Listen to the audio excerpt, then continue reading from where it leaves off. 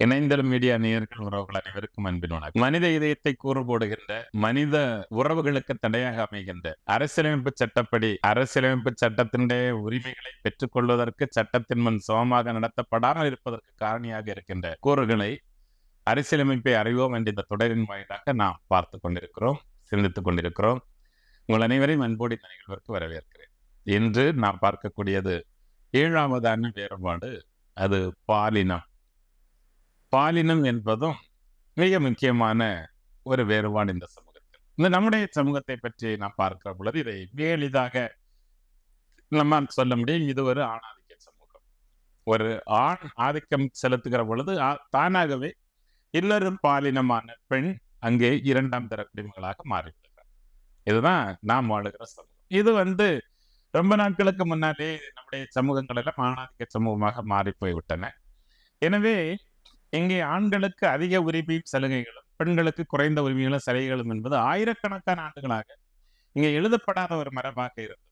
அதிலும் அதற்கு பிறகு மனு தன்னுடைய சட்ட புத்தகத்தில் எழுதுகிற பொழுது பெண்கள் தனியாக வாழ்வதற்கு தகுதியற்றவர்கள், அவர்கள் எப்போதும் சார்ந்தே வாழ வேண்டும் என்பதை சட்டமாகவே எழுதி வைத்திருக்கிறார். அவர் ரொம்ப தெளிவா சொல்கிறார். மனு தர்மத்தில் அது சொல்லப்பட்டிருக்கிறது.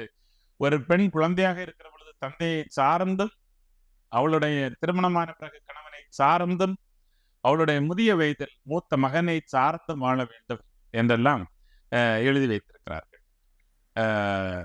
அதைத்தான் ஒரு சமூகம் பின்பற்றி இருக்கிறது. அவள் தனியாக இருப்பதற்கு லாயக்கற்றவள் என்பதைத்தான் லட்சுமண் ரேகா என்கிற லட்சுமணனுடைய எல்லை கோட்டை தாண்டி விட்டதால் தான் சீதையால் துன்பம் வந்தது என்று நம்புகிறவர்களும் இருக்கிறார்கள். எனவே அப்படிப்பட்ட ஒரு சமூகத்தில் எல்லா சமயங்களும் பெண்களை 2ஆம் தர குடிமக்களாகத்தான் சுட்டி காட்டுகிறது. அவங்களுடைய தெய்வங்கள் எல்லாம் நமக்கு பெண்கள் தெய்வங்கள் நிறைய இருக்கிறாங்க நம்முடைய சமூகத்தில்.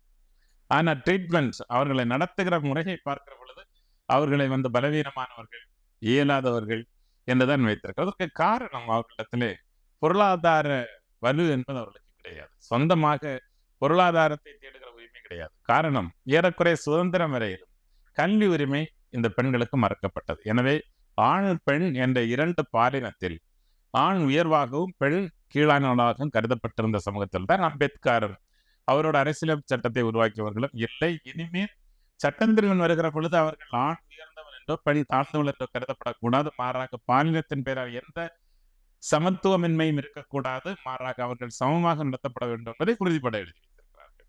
இனிமேல் சட்டத்தின் முன் ஆணாக இருந்தாலும் பெண்ணாக இருந்தாலும் அவர்கள் சமமாக நடத்தப்பட வேண்டும் என்பதை பற்றி தெளிவாக சொல்லப்பட்டிருக்கிறது. இத நம்மாலே ஏற்றுக்கொள்ள முடியாது. பல நேரங்கள் ஆண்களாலே ஏற்றுக்கொள்ள முடியாது. காரணம், இதை கேட்கும்போது ஆண்களுக்கு வருத்தமா இருக்கும், பெண்களுக்கு சந்தோஷமா இருக்கும். ஆனா உண்மை அதுதான். படைப்பில் சில நோக்கங்களுக்காகத்தான் இயற்கை நம்மை 2 பாலினமாக படைத்திருக்கிறதே தவிர வேறு எந்த காரணிகளும் கிடையவே கிடையாது. அடிமைப்படுத்துவதற்காக யாரையும் வித்தியாசமாக படைக்கவில்லை. மாறாக இயற்கையில் உயிர்களை உருவாக்குகிற பாணியில் உயிர்களை தொடர்ந்து ஜனிக்க வைப்பதால் இந்த உலகம் தொடர்ந்து வாழ வைப்பதற்காக இயற்கை 2 பாலினமாக படைத்திருக்கிறது. இயற்கையினுடைய சில நேர விசித்திர விளையாட்டுகளால் 3ஆம் பாலினம் உறவுகள் இருக்கிறார்கள் நம்முடைய சமூகத்தில். இவர்கள் எல்லோரும் சட்டத்தின் சமமாக மதிக்கப்பட வேண்டும் என்பதை அம்பேத்கர் தெளிவாக சொல்லுகிறார். நம்ம அதை தான் பார்க்கணும் எப்போதுமே. இவர்கள் யாரும் தங்களுடைய வேறுபாடுகளால், இயற்கை வகுத்திருக்கின்ற வேறுபாடுகளால், இவர்களுடைய உரிமைகளில், இவருடைய வாழ்வில் வேறுபாடு காட்டுவதற்கு இது சட்டம் அனுமதிப்பதே இல்லை. கேட்ட உடனே எங்க மரபு அப்படின்னு தூக்கிட்டு வந்துடாதீங்க. ஏன்னா மரபை உருவாக்கியவன் மனிதன். ஆனால் இயற்கை நமக்கே தெரியும் யார் உண்மையிலே பெரிய பலசாலி அப்படின்னு பார்த்தா ஆண்கள் நம்ம உடனே சொல்லுங்க நான் தான் பலசாலி அப்படின்னு. ஆனால் அது ஒரு பெண்ணினுடைய அந்த பலத்துக்கு முன்னாடி ஆண் ஒருபோதும் ஈடாகவே முடியாது. நீங்க யோசிச்சு பாருங்க, ஒரு தலை நிறைய தண்ணீர் குடம், இடுப்புல ஒரு குழந்தை, கையில ஒரு பை, எல்லாம் தூக்கிட்டு எத்தனை கிலோமீட்டர் தொலைவு நடக்க வேண்டும் என்றாலும் ஒரு பெண்ணால் முடியும். ஆனா அதை செய்யறதுக்கு ஒரு ஆணுக்கு அவ்வளவு பொறுமை இருக்காது. அதனால பல விடயங்களில் பெண்கள் உண்மையிலேயே பலமானவர்கள் தான். ஆனா தொடர்ந்து அவர்களை பலவீனமானவர்களாக சித்தரித்ததால் அவர்களை 2ஆம் தர குடிமக்களாக, அதுல சமயங்களுக்கும் பங்கு இருக்கிறது. சமயங்களும் தான் அவர்களை பாவத்தின் வாய்க்கால்கள் என்று ஒரு டெஃபினிஷன் கொடுத்ததுனால அப்படிப்பட்ட ஒரு இரண்டாம் தர குடிமங்களாக மாற்ற வேண்டிய ஒரு கட்டாயம் வரலாற்றில் நிகழ்த்திருக்கிறது. அதை இன்றைக்கு நாம் பிடித்துக் கொண்டிருப்பது சரியல்ல. இன்றைக்கு ஆணும் பெண்ணும் சமம் என்பதுதான் உயர்ந்தவருடைய கொள்கையாக இருக்கிறது. சட்டமும் அதை தெளிவாக சொல்லிவிடுகிறது. நாம் இருவரும் ஆணும் பெண்ணும் சமமானவர்கள் தான். அவர்களுடைய செயல்பாடுகளில், இயற்கையின் உருவாக்கத்தில் அவர்களுக்கு சில வேற்றுமைகள் இருந்தார். அவை அனைத்தும் படைப்பை உறுதி செய்வதற்கான நோக்கமே தவிர ஒருவரை ஒருவர் தாழ்வாக கருதுவதற்கான நோக்கமே கிடையாது. எனவே பெண்ணை தீட்டு என்று சொல்லி அல்லது ஒதுக்கி வைக்க வேண்டும் என்று சொன்ன அந்த காலங்கள் எல்லாம் இன்றைக்கு மலையேறி போய்விட்டார். இன்றைக்கு அவர்களும் நம்மை போல இதயம் படைத்த, நம்மை போல, நம்ம என்ன ஆண்களை சொல்றேன், உறவுக்காக வாழக்கூடிய இன்னொரு உயிரினம்தான் பெண் என்பவள். ஆணும் அதை போல. எனவே இந்த சமூகத்தில் பல நூற்றாண்டுகளாக அந்த அடிமைத்தனம் இருந்ததால் இன்றைக்கும் அதை நியாயப்படுத்தி கொண்டிருக்க முடியாது. அதைத்தான் சட்டம் சொல்ல வருகிறது. அரசியல் சட்டம் மிக தெளிவாக சொல்லுகிறது. பாலினத்தின் பெயரால் நீதிமன்றங்களிலோ சட்டத்தின் முன்பாகவோ சட்டத்தை செயல்படுத்துகிற இடங்களிலோ அவர்களுக்கு வேறுபாடு காட்டப்படக்கூடாது. ஆனா இன்னும் அது நடைமுறைக்கு வரல.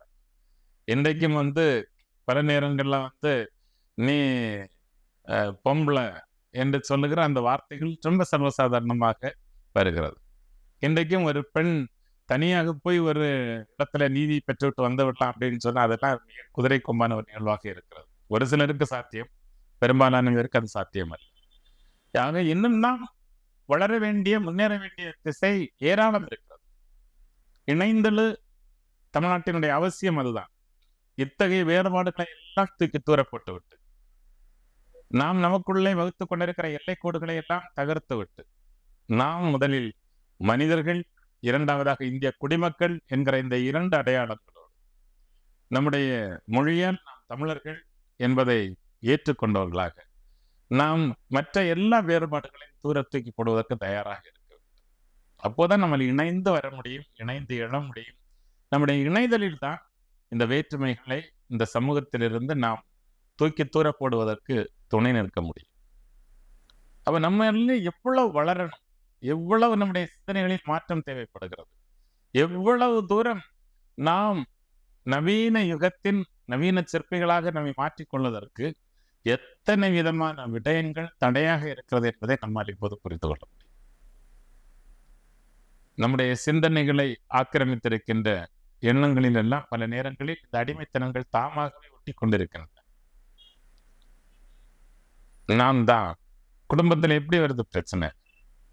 நான் சொன்னா கேட்கணும், முடிவெடுக்கிற பொழுது அதை நான் சொல்லிட்டேன் இல்ல, இப்படிப்பட்ட வார்த்தைகள் எல்லாம் தான் குடும்பத்திலேயே குழப்பத்தை உருவாக்குகின்றன. இன்றைக்கு படித்து விட்டு வருகிற ஒரு பெண், அவளும் தனக்கு உரிய சம மரியாதை கொடுக்கப்பட வேண்டும் என்று எதிர்பார்க்கிறாள். கிடைக்காத பொழுது பிரச்சனை, அது நீதிமன்றத்தில் போய் முடிகிறது. எனவே நம்முடைய அடிப்படை அழகாகிய குடும்பங்களில் இருந்தே இந்த சமத்துவம் தொடங்க வேண்டும். அதுதான் அதற்கான களம். அது நம்முடைய தெருவிலே தொடர வேண்டும், நம்முடைய ஊரிலே வளர வேண்டும், நம்முடைய தேசம் முழுவதையும் அது ஆக்கிரமிக்க வேண்டும். அப்பொழுதுதான் ஆணும் பெண்ணும் சமமானவர்கள் என்பதை, இயற்கை படைத்திருப்பதை நம்மால் கண்டிப்பாக உறுதி செய்ய முடியும். அதனால யாரும் இந்த சமூகத்தில் தீட்டும் கிடையாது, யாரும் யாருக்கு தாழ்ந்தவர்களும் கிடையாது. மாறாக எல்லோரும் சமமானவர்கள் தான். அந்த சமத்துவத்தை உறுதி செய்வதுதான் பிரிவு 14 நோக்கம். சட்டத்தின் முன் அனைவரும் சமமாக நடத்தப்பட வேண்டும். சமமாக நடத்தப்படுவதற்கு தடையாக இந்த காரணிகள் ஒருபொழுது நிறுத்தப்படக்கூடாது என்பதற்காக பாலினத்தை அம்பேத்கர் அதில் புகுத்தி இருக்கிறார். ஆயிரக்கணக்கான ஆண்டுகளாய் சுமந்த அவலங்களை இன்றைக்கும் பெண்குலம், நம்முடைய தாய், நம்முடைய சகோதரி இன்னும் சுமந்து கொண்டிருக்கிறார்கள் என்பது நாம் நம்மையே கேட்டு பார்க்க வேண்டிய ஒரு கேள்வி. அதிலிருந்து அவர்கள் விடுபட்டு வெளிச்சத்திற்கு வர, உண்மையான உரிமைகளோடு வாழ்வதற்கு, ஆணும் பெண்ணும் இணைந்து வாழ்வதில், உரிமைகளோடு வாழ்வதில் ஒருவர் ஒருவருக்கு உரிய முக்கியத்துவத்தை கொடுக்க வேண்டும் என்பதை நாம் மறந்துவிடக்கூடாது. கடைசியாக சொன்னேன், பாரதிதாசன் அழைத்தான், மிக அழகாக சொன்னார் பாவேந்தர். பெண்ணடிமை தீரமட்டும் இந்நாட்டில் மண்ணடிமை தீர்தல் என்பது மேற்கொம்பே அப்படின்னார். வெறும் மண்ணுக்கு மட்டும் விடுதலை கிடைச்சா போதாது, மாறாக பெண்ணடிமை முடிகிற பொழுது அந்த நாடு உண்மையான சுதந்திரம் பெற்ற நாடு என்று அவர் அப்போதே சொன்னார். அப்படிப்பட்ட ஒரு சமத்துவ சமூகத்தான் இந்த வரலாறு முழுவதும் மிக பெரும் சிந்தனையாளர்கள், புரட்சியாளர்கள் அதை எதிர்பார்த்திருக்கிறார்கள். பெரியார் கூட அதுதான் சொன்னார், கையில் இருக்கிற கரண்டியை எடுத்துவிட்டு புத்தகத்தை கொடுங்கள் அப்படின்னு சொன்னது காரணம் அதுதான். ஒரு அறிவார்ந்த சமூகமாக நாம் உருவாக்க வேண்டும் என்பதற்காக, அப்படிப்பட்ட ஒரு சமூகத்தை உருவாக்குவதற்காக இணைந்து எழுவோம். பாருங்கள். நன்றி, வணக்கம்.